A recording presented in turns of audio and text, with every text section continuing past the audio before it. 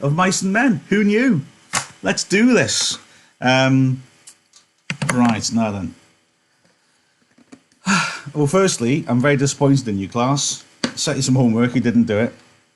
Like I said, all together now.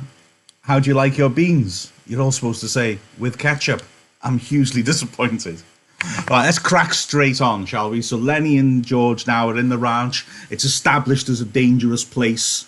They've met Slim, met Curly's wife, they met Curly, they met Candy. There's only one more major character to come in now. You've met Carlson, who was a minor character, but is worth knowing, but isn't going to come up as a question on his own in the exam. And you've met the boss, who will not come into the book again. Just to remind you how this works, if anybody who's new to this, I'll basically read and interrupt myself a lot, like I would in a normal lesson, to give extra detail. It's difficult for me to follow questions while I'm reading, but I occasionally have the odd glance, but at the end we'll have a little question and answer. I'll go through all the questions, and if there's anything that you want to raise, then great, I'll address them. Or if you want to ask a question at the end, cool. No question is too basic, I promise you. Anything at all that you need to ask it. Okay? Right, let's get cracking. As I pour water all over my legs. Good start. So if you remember, at the end of yesterday, Carlson wanted Candy's dog to be shot. He said it can't look after itself anymore. And Slim said his dog had puppies. Then he got excited, and so Lenny has got a puppy. Bless him. So, let's have a look. Lenny came in through the door. He wore his blue denim coat over his shoulders like a cape, and he walked hunched way over. "Hey, Lenny," said George. "How you like the pup now?" Lenny said breathlessly, He's brown and white, just like I wanted." He went directly to his bunk and lay down and turned his face to the wall and drew up his knees. Suspicious at all? George put down his cards very deliberately. "Lenny," he said sharply. What you want, George?" "I told you couldn't bring that pup in here." "What pup, George? I ain't got no pup." George went quickly to him, grabbed him by the shoulder and rolled him over. He reached down and picked the tiny puppy from where Lenny had been concealing it against his chest. Lenny sat up quickly. Give him to me, George," George said. "You get right up and take this pup back to the nest. He's got to sleep with his mother. You want to kill him? Just born last night and you take him out the nest? You take him back or I'll tell Slim not to let you have him." Lenny held out his hands pleasingly. "Give him to me, George. I'll take him back. I didn't mean no harm, George. Honest, I didn't. I just wanted to pet him a little." George handed the pup back to him. "All right, you get him back there quick, and don't you take him out no more. You'll kill him first thing you know." Lenny fairly scuttled out of the room. Slim had not moved. His calm eyes followed Lenny out the door. "Jesus," he said, "he's just like a kid, ain't he?" "Sure, he's just like a kid. There ain't no more harm in him than a kid neither, except he's so strong. I bet he won't come in here to sleep tonight. He'll sleep right alongside that box in the barn. Well, let him. He ain't doing no harm out there." It was almost dark outside now. Key little bit this, isn't it, in terms of not only learning about George, because like I said yesterday, he's able to talk to Slim, so we learn about his deeper feelings. He can't talk with any real detail to Lenny about how he feels inside or who he is. But also in terms of Lenny establishing his character and establishing how we feel about his character. Good drama works, good literature works when you care about the characters. I often give the example in class of, I can never remember which one it is. It's Lady in Black or Lady in White. I'm sure it's Lady in Black, the Daniel Radcliffe film. Dreadful film. Dreadful film. It's just loads of jump scares. It's supposed to be a horror film. It makes you jump, but it doesn't make you scared. And it doesn't make you, hey, take the S off scared. What do you get? Cared, damn. Take the S off scare. It doesn't make you care. Daniel Radcliffe's character doesn't get established at the start, so I don't give a damn about him. I don't care whether he lives or dies. So frankly, I don't care what happens in the film. If you make us care about a character, then you're going to actually get emotional about it when things happen to them. I haven't watched Coronation Street for decades, but is it Ashley, it was a high-pitched butcher? There's a phrase. And he was very lovable, and they made you like him as a character. So when a tram dropped on him and killed him, soap operas, he actually felt upset because a nice guy just got squashed by public transport. So, yeah, establishing Lenny's cute, as he keeps saying, he's got no harm in him. He's strong, he's kind of dangerous, but he's got no harm in him. And he's nice and he's sweet and he acts like a little toddler. Oh, give me back my puppy. He wants to be with the puppy. He's going to go and sleep with the puppy. Yeah, because he just loves it so much. He's so sweet. So they're establishing that our love, our affection for Lenny, aren't they? Yeah? Let's go back. Old Candy, the swamper, came in and went to his bunk, and behind him struggled his old dog. Aww. Hello, Slim. Hello, George. Been neither of you play horseshoes? I don't like to play every night, said Slim. Candy went on. Either you guys got a slug of whiskey? I got a gut ache. I ain't, said Slim. I'd drink it myself if I had. And I ain't got a gut ache neither. Got a bad gut ache, said Candy. Them goddamn turnips give it me. I knowed they was gonna before I ever ate 'em. The thick-bodied Carlson came in out of the darkening yard. He walked to the other end of the bunkhouse and turned on the second shaded light. Remember, there is racist language in this. Oh, my slideshow's not showing. Sorry, I'm just going to interrupt myself for just a sec. Because like I said, I want everyone to appreciate that there is bad language in this, but much worse, there is racist language in this. Okay, I've messed this up, haven't I?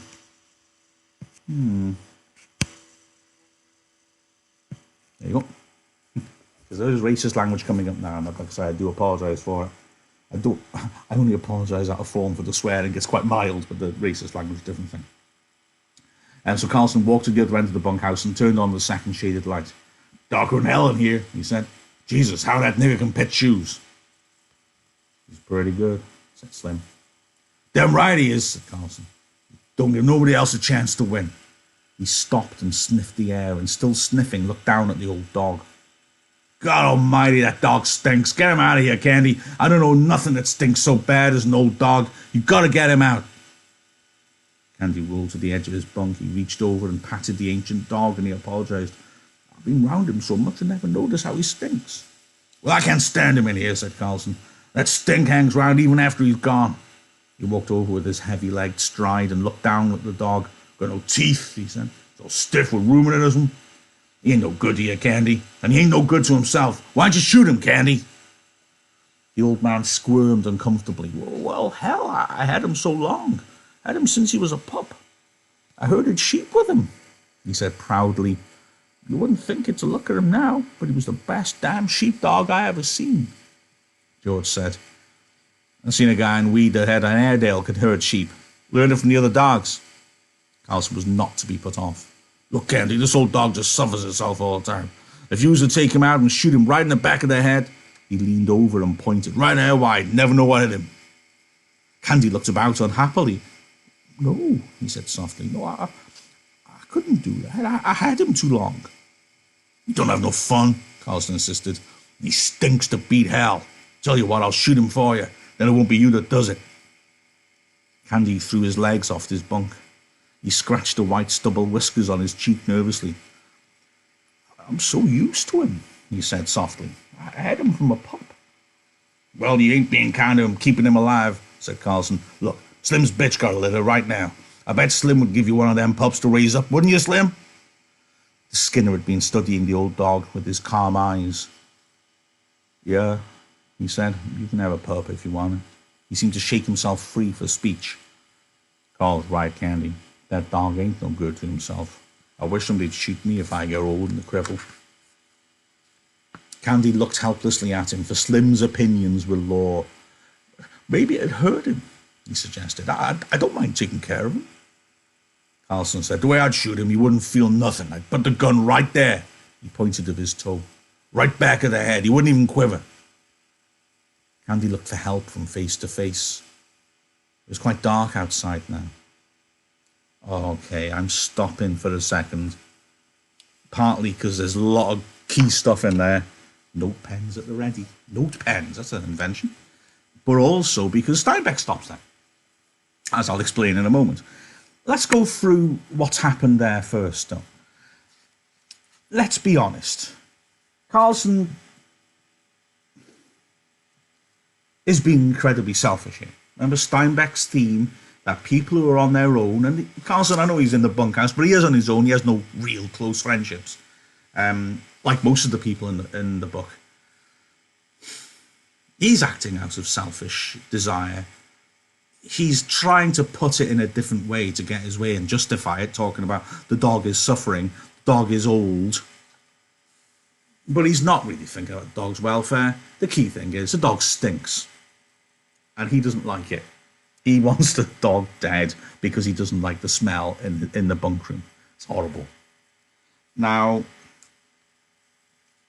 have you noticed as well, when Carlson put it to Slim before, yesterday's session, he said all the right things, like the dog is suffering, but when he actually comes up to it now to try and push it home and make it happen, he can't help himself, and he starts saying what he really thinks. The dog smells, it annoys me.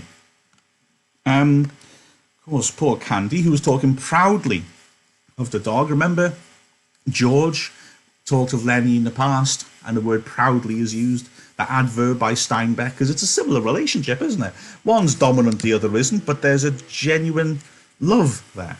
So, Candy speaks proudly of his dog, but they turn to Slim. Remember what I said? Slim is not a normal character. He's that exaggerated paragraph when he first comes in that I said yesterday I didn't understand when I first read, and now I get it completely. He's not a normal character. He's described in a different way, and part of the reason for that is he is the man who knows everything. He is the one with genuine authority. The others listen. He says they do. And so they turn to him for judgment. Candy doesn't want his dog to die. They turn to Slim. And Slim reluctantly says, yeah, the dog is suffering. I wished if somebody had shoot me if I was old and a cripple, which is an ironic thing, of course, to say in front of Candy, isn't it? He's got no hand, remember? He's got a hand missing.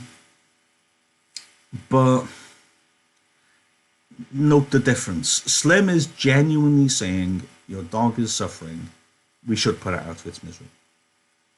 Which is what happens, isn't it? You know, pets are put down. It's really sad, but sometimes, you know, you've got to do what's right for them and stop their suffering. So Slim is saying that.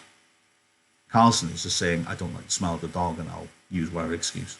Okay, now, so Slim has said that. Now Candy's got a problem, because when Slim says something, decision is made. Everyone respects him. He's the law, sort of thing. I said Steinbeck stops now. He does. And this can be a little bit of context here.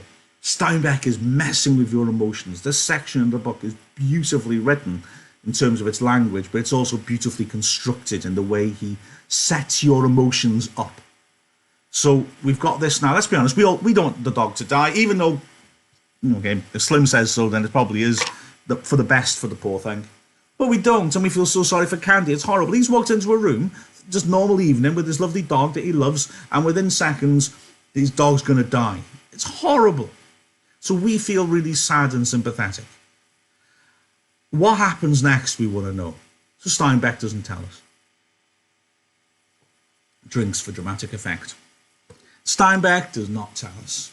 This is a classic literary trick. If you want to know something, the writer will make you wait. What will happen when Romeo goes into Juliet's tomb? She is faking her own death. Romeo goes in there. He doesn't make a short speech. He makes a long speech about how it's a shame that she is dead. And I can't believe she's dead because she looks alive. Yes. And the whole audience is going nuts and saying, that's because she is alive, you idiot. Don't kill yourself. But he makes a long speech to build up that tension in the crowd and make us want it not to happen. Building up the tension through length of the speech. Shakespeare again in Macbeth builds up tension when Macbeth and his wife, Lady Macbeth, no coincidence, kill the king in their own castle. They are now washing up and trying to get away with it, and then there's a knocking on the door. Oh my God, if that wakes everybody up, they're caught literally red-handed, blood all over them. But then you get a comedy scene where a very drunk gatekeeper staggers to the gate, slowly opens it, and then makes a silly speech, which talks about quite rude, funny speech about the effects of alcohol on men. All that time, you're thinking, why are we watching this? This is irrelevant. This is stupid. Serious stuff's happening. What's going on? Are they going to get caught? He's, again, building up the tension, making you want to get to the big stuff. So building it up so you're desperate to see what happens next. You can see how that's a good trick a writer will play. Steinbeck's just about to do that. What's going to happen to the dog? Well, you have to wait for a couple of pages, because we're about to have a pretty irrelevant section. Although it's an interesting one maybe to think about if you are answering context questions. Because this is basically about a guy coming in who's basically only appears in this part of the book, Wit, showing Slim one of these Pulp Fiction magazine things, these yellow papers. They were very cheaply printed little books. They were called Pulp Fiction because they were recycled paper, books that had been mashed up because nobody was reading them, and then they put together very cheap paper made out of this pulp. And they were just like lurid stories full of sex and violence and not well written. But they just gave people a bit of a thrill when they read them. And these guys on the farm like it. Context. This is a grim time. So any little bit of escapism people grab hold of. These guys have got pretty rubbishy lives, but they can read these corny adventure stories about cowboys and romantic heroes in the West, and makes them feel, yeah, oh, this is good. Just gives them an escape from reality. So also it gives us a little picture of the uneducated nature of the ranchers, as you'll see in a moment. Okay, so so we're gonna have now this scene where all the way through we're thinking, but what happens to the dog? Okay? So it's irrelevant, quite fun, but irrelevant. And I've lost my page just to even add more tension. A young labouring man came in. His sloping shoulders were bent forward as he walked, and he walked heavily on his heels, as though he carried the invisible grain bag. He went to his bunk and put his head on his shelf. Then he picked a pulp magazine from his shelf and brought it to the light over the table. "Did I show you this, Slim?" he asked. "Show me what?" The young man turned to the back of the magazine, put it down on the table and pointed with his finger. "Right there, read that." Slim bent over it. "Go on," the young man said. "Read it out loud." "Dear Editor," Slim read slowly. We respect him. He's probably not got that much of an education. "I read your mag for 6 years, and I think it was the best on the market. I like stories by Peter Rand. I think he is a wingding. Give us more like the Dark Rider. I don't write many letters. Just thought I would tell you I think your mag is the best dime's worth I ever spent." Slim looked up questioningly. "What do you want me to read that for?" Wit said, "Go on, read the name at the bottom." Slim read, "Yours for success, William Tanner." He glanced up at Wit again. "What do you want me to read that for?" Wit closed the magazine impressively. "Don't you remember Bill Tanner? Worked here about 3 months ago?" Slim thought. "Little guy?" he asked. "Drove a cultivator?" "That's him!" Wit cried. "That's the guy." "You think he's the guy who wrote this letter?" "I know it. Bill and me was in here one day.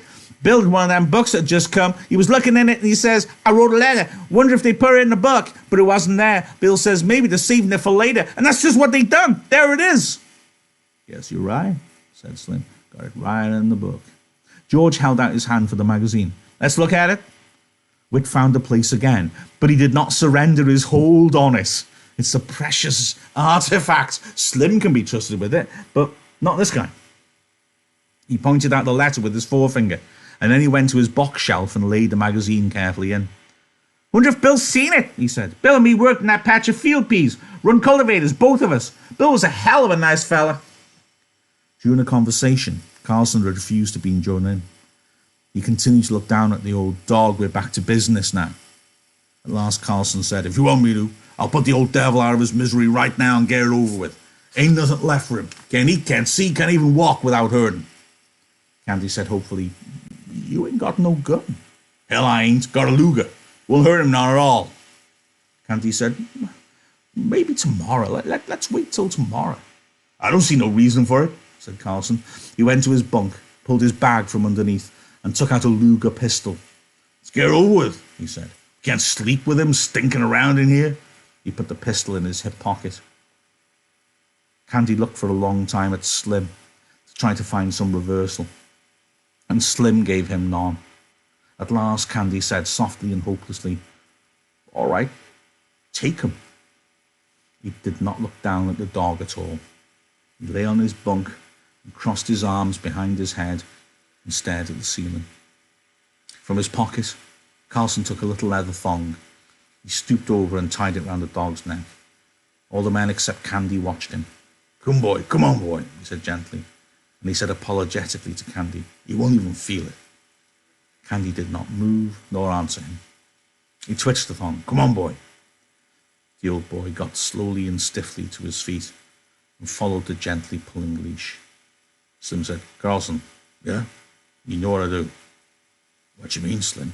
"Take a shovel," said Slim shortly. "Oh, sure, I get you." He led the dog out into the darkness. Again, Slim showing that he understands other people's feelings where Carlson doesn't. Carlson doesn't. You know, he wants to say, take a shovel. You're going to have to bury the dog as well. Carlson wasn't taking the shovel. Slim wants to say it, but he doesn't want to say it in front of Candy because he has consideration and feelings for other people. He has empathy, so he tries to subtly say it to Carlson, and Carlson don't get it. So he has to say it, so he says it shortly, like quickly. I don't want to say something to Candy, but now I've got to. Get over it quickly. Come on, get a shovel. Yeah? Like Carlson doesn't think about other people, and Slim does.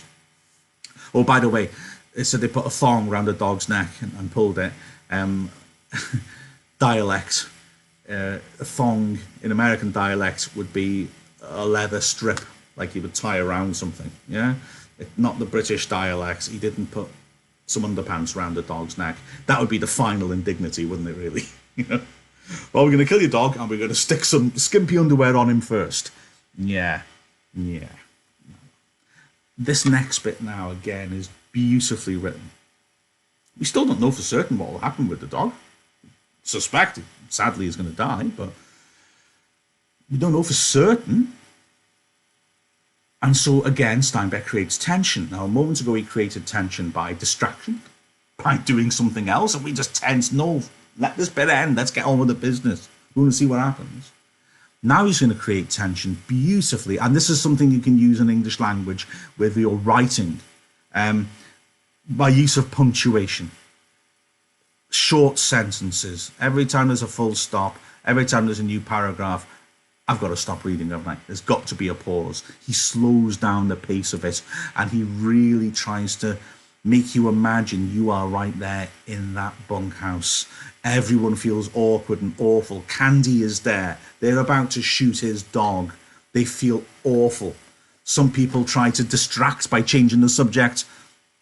It doesn't really take hold because so many people are tense and quiet and feeling bad.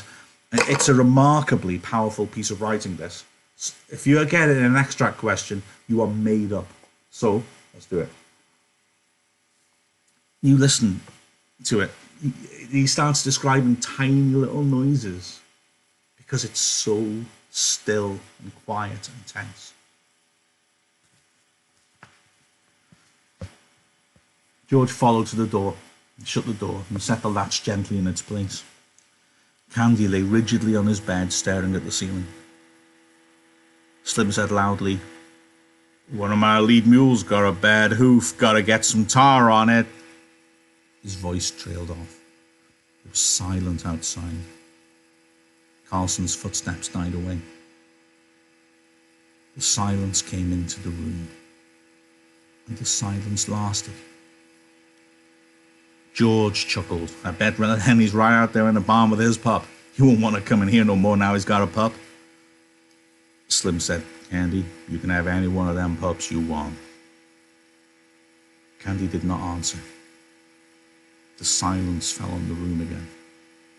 It came out of the night and invaded the room. George said, "Anybody want to play a little euchre?" "I'll play out a few with you," said Whit. They took places opposite each other at the table under the light, but George did not shuffle the cards. He rippled the edge of the deck nervously, and a little snapping noise drew the eyes of all the men in the room so that he stopped doing it. The silence fell on the room again. A minute passed, and another minute. Candy lay still, staring at the ceiling.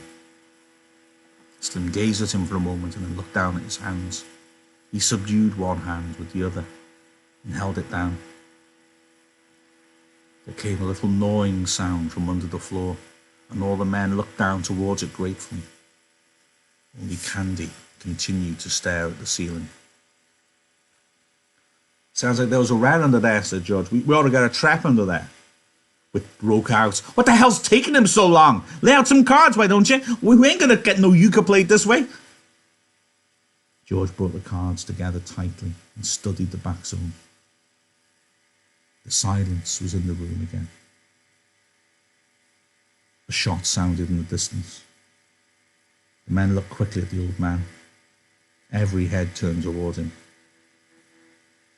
For a moment he continued to stare at the ceiling. Then he rolled slowly over and faced the wall and lay silent. George shuffled the cards noisily and dealt them. Whit drew a scoring board to him and set the pegs to start. Whit said, "Guess you guys really came here to work." I'm going to stop just 1 second to say, wow, it's a beautiful piece of writing, although Jenny, you're quite right. It's horrible, isn't it? It's a horrible moment. The tension is unbelievable. The way he builds up that tension is just magnificent in terms of style of writing. The way he goes into those tiny details, the rat gnawing the Slim's hands, just fidgeting with his hands.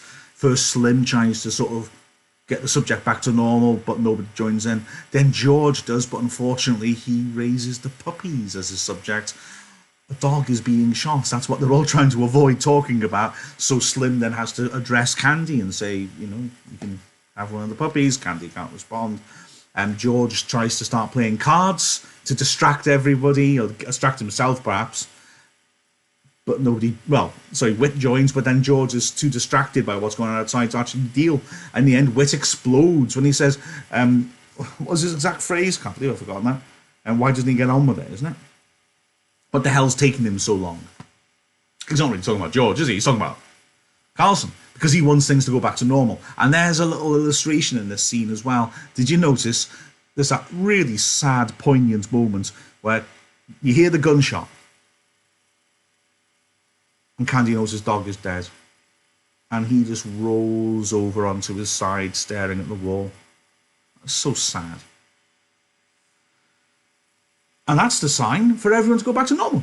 Because these guys don't have friends and therefore lack consideration and feeling for other people.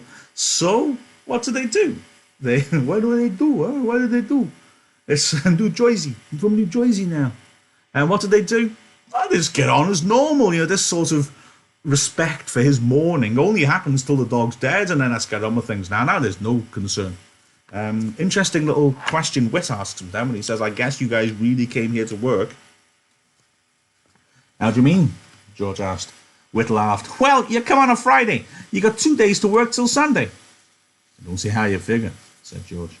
Whit laughed again. "You do if you've been around these big ranches much. Guy who wants to look over a ranch comes in Saturday afternoon. He gets Saturday night supper and 3 meals on Sunday, and he can quit Monday morning after breakfast without turning his hand. But you come to work Friday noon. You got to put in a day and a half, no matter how you figure." George looked at him levelly. "We're going to stick around for a while," he said. "Me and Lenny's going to roll up a steak."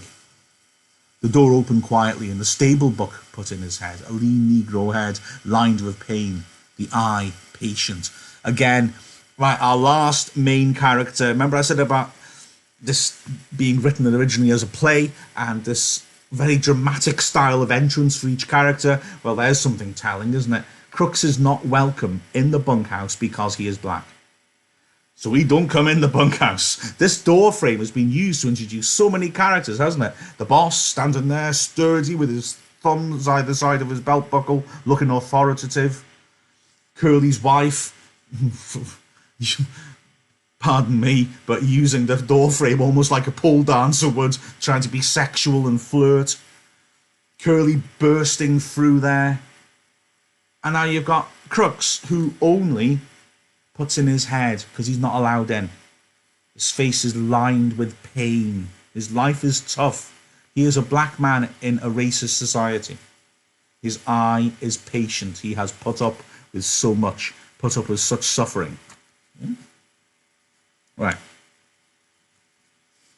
Notice how Slim talks to Crooks with a level of respect, because he is a decent man.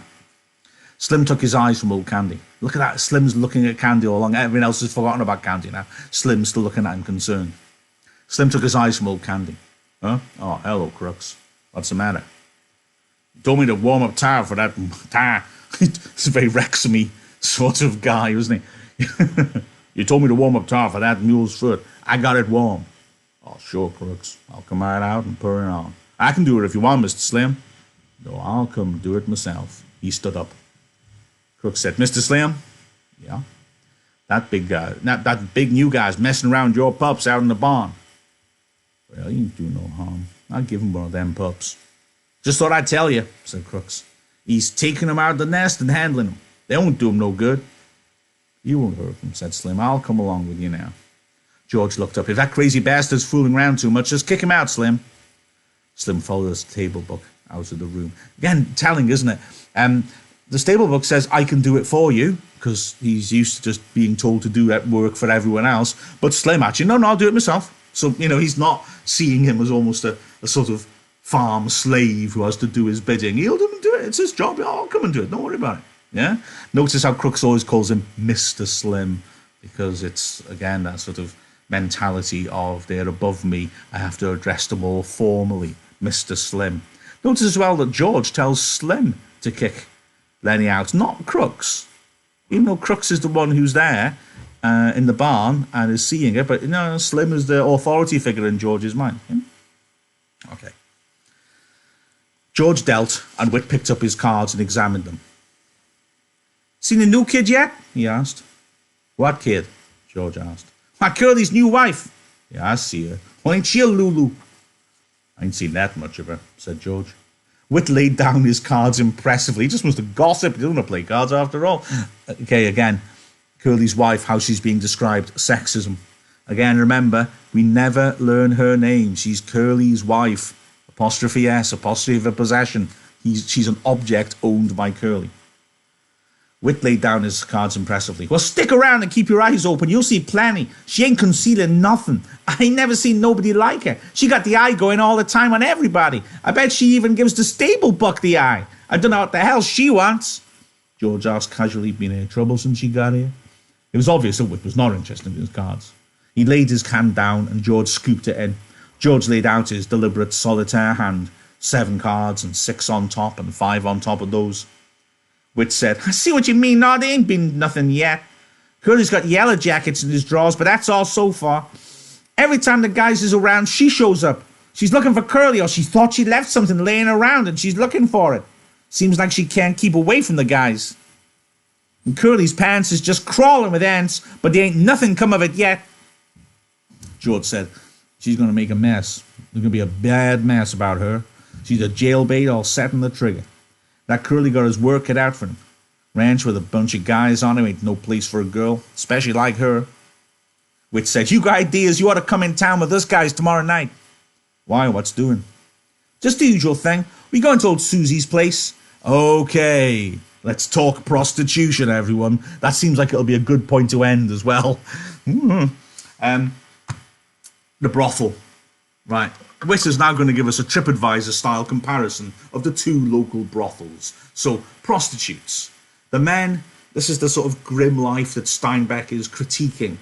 The men have nothing to aim for, no goals. George and Lenny are different. They've got their dream. The others are just living a day-by-day survival existence. They have no homes. They move from farm to farm. They find work in a farm. They work there, they get their week's pay, they go out to town on the weekend, they drink, they go to a brothel and they'll have sex with prostitutes, and then they'll spend all their money and they're back to zero, and they go back and they work for another week, and after a few weeks they move on to a different ranch because that farm's finished doing whatever it's doing, picking this crop or that crop. So you move on to the next one. And that's the aimless, purposeless life that Steinbeck is saying is bad for people. Whereas George and Lenny are different. They're trying to raise money and they're trying to raise a stake. Whit's description of what happens in the brothel is quite something. Let's read through them. I do enjoy this bit. Sorry. Okay, so we go into old Susie's place. Hell of a nice place. Old Susie's a laugh, always cracking jokes. Like she says, when we come up on the front porch last Saturday night, Susie opens the door and then she yells over her shoulder, "Get your coats on, girls. Here comes the sheriff." She never talks dirty neither. Got 5 girls in there. "What's it set you back?" George asked. 2.5. You can get a shot for 2 bits. Susie got nice chairs to stand in too. If a guy don't want to flop, why, he can just sit in the chairs and have a couple of 3 shots and pass the time of day, and Susie don't give a damn. She ain't rushing guys through and kicking them out if they don't want to flop. Sexism. Remember? Sexism. Yeah? How are women viewed? Curly's wife is an object owned by Curly. She is not allowed to be going around in the farm acting the way that she does. And now women are either owned by their husband or they are prostitutes. And Steinbeck again, giving us something to get our teeth into with the context. Sexist society, and this is how women are viewed. Women being objectified. So, going to see a prostitute, having sex with a prostitute, he calls a flop. Yeah? Lovely. Susie doesn't mind, though, if you just go in and have a drink. A shot will be like a shot of whiskey. So you can go in if you want there and not have sex, just have a few drinks. But it's all so objectifying, isn't it? Might go in, look the joint over, said George. Sure, come along, it's a hell of a lot of fun. Her cracking jokes all the time. Like she says one time, she says, "I've knew people that if they got a rag rug on the floor and a Cupid doll lamp on the phonograph, they think they're running a parlor house." That's Clara's house that she's talking about. And Susie says, "I know what you boys want," she says. "My girls is clean," she says. "And there ain't no water in my whiskey," she says. "If any of you guys want to look at a Cupid doll lamp and take your own chance being burned, while you know where to go." And she says, "There's guys around here walking bow-legged because they like to look at a Cupid doll lamp." Okay, Clara is the opposition to Susie. Clara's whole house is not as well thought of by the men. It sounds like it's got a very weird sort of cutesy old-fashioned decor, because he talks about Cupid doll lamps. When we finish, Google Cupid doll lamps. You will be creeped out. They're like dolls, but they're turned into lamps. And I should have got some ready to show you. So yeah, that Susie says that Clara's, we've got men who get burnt because they like looking at a Cupid doll lamp when they go to a brothel. But my girls are clean, no sexually transmitted diseases, and there's no water in my whiskey. So if you go to Clara, she waters down the whiskey so she can make more money out of it, and the whiskey's not as strong. Plus, yeah. They're infected. They've got the STIs, and that amazing line from Wit saying that she says there's guys around here walking bow-legged because they like to look at a Cupid doll lamp. So you're bow-legged, you walk with your legs apart. Do I have to demonstrate? I think you can see my legs, can you? Doesn't even go to see my legs, but walking. Okay. Improvisation. If I fall to my death, tell my wife I love it. Walking with your legs like apart, like that, like walking more like that, that's not a very good comparison. Nah. Because they have, how can I put this? Sensitivity between the legs, because they've got an STI. They caught something off one of those prostitutes. Yeah? You can tell I relish this bit. George asked, "Clara learns the other house, huh?" "Yeah," said Wit. "We don't never go there. Clara gets $3 a crack and 35 cents a shot, and she don't crack no jokes. But Susie's place is clean, and she got nice chairs. Don't let no goo-goos in neither." "Me and Lenny's rolling up a steak," said George. "Might go in and sit and have a shot, but I ain't putting on no 2.5.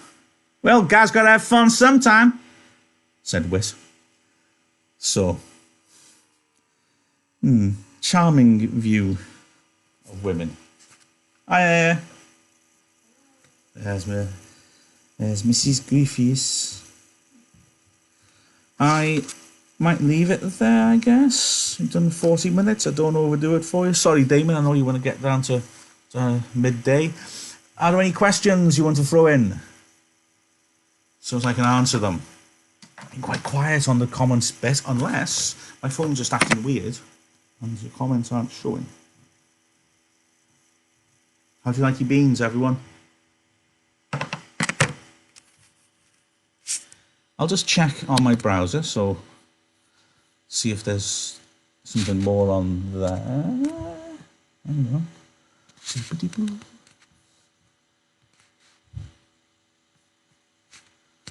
Doopity-boo.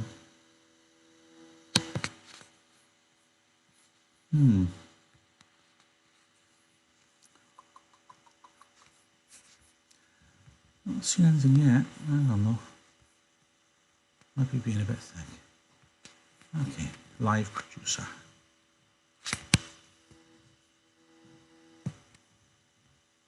Yeah, it's quite quiet. Any questions before I go to the end screen then? Okie dokie.